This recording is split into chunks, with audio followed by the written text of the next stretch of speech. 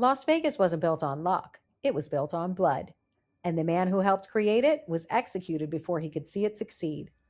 On June 20th, 1947, in Beverly Hills, California, Benjamin Bugsy Siegel sits inside a quiet home.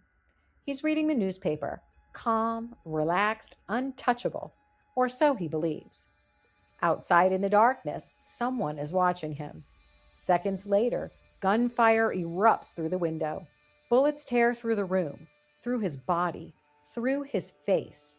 By the time it's over, Bugsy Siegel is dead. The man who dreamed of Las Vegas would never live to see what it would become.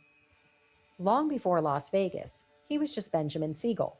Born in 1906 in Brooklyn, New York, to Jewish immigrant parents, raised in poverty, surrounded by crime.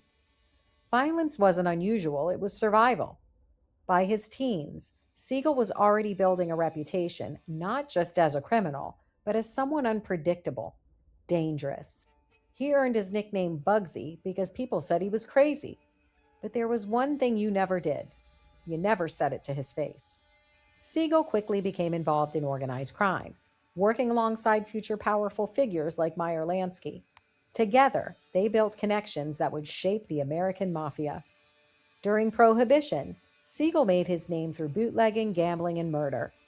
He was also linked to Murder Inc., a group responsible for carrying out contract killings for organized crime.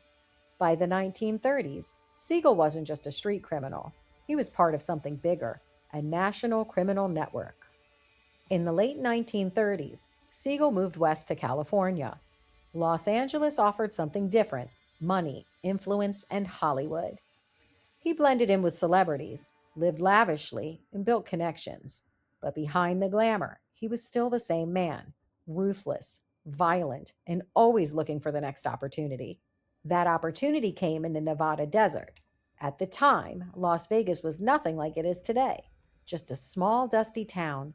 But gambling was legal, and Siegel saw something others didn't: a future, a city built on casinos, luxury, and endless money. Backed by mob financing, Siegel took control of a project that would change everything: the Flamingo Hotel. The idea was ambitious: not just a casino, but a luxury resort. Expensive, modern, exclusive. But there was a problem. The cost kept rising and rising and rising. What was supposed to cost around 1.5 million ballooned to over 6 million. The mob bosses funding the project began to worry. Was Siegel incompetent? Or worse, was he stealing from them? The Mafia didn't tolerate failure, and it didn't tolerate lost money. Siegel was warned. The Flamingo had to succeed or there would be consequences. In December 1946, the Flamingo finally opened. It was a disaster. Bad weather, poor turnout, financial losses. It shut down within weeks. By 1947, pressure was building. The money was gone, the patience was gone, and Bugsy Siegel was running out of time. The Flamingo eventually reopened and began to show signs of profit, but for Siegel, it was too late. June 20th, 1947, Siegel sits in that Beverly Hills home, unaware that his fate has already been decided. The gunman outside raises a rifle and fires through the window. Multiple shots. Siegel is struck in the head and body. He dies instantly. No one was ever officially charged with his murder, but most historians agree it was ordered by the very organization that once supported him. Almost immediately after his death, mob figures took control of the Flamingo, and this time it succeeded. Las Vegas began to grow, casino after casino, resort after resort. The city Bugsy Siegel envisioned became real, just without him. Today, Las Vegas is one of the most famous cities in the world, built on entertainment, luxury, and gambling, and the history that isn't always told. Because behind the lights, behind the casinos, there was violence, and men like Bugsy Siegel who helped build it and paid for it with their lives.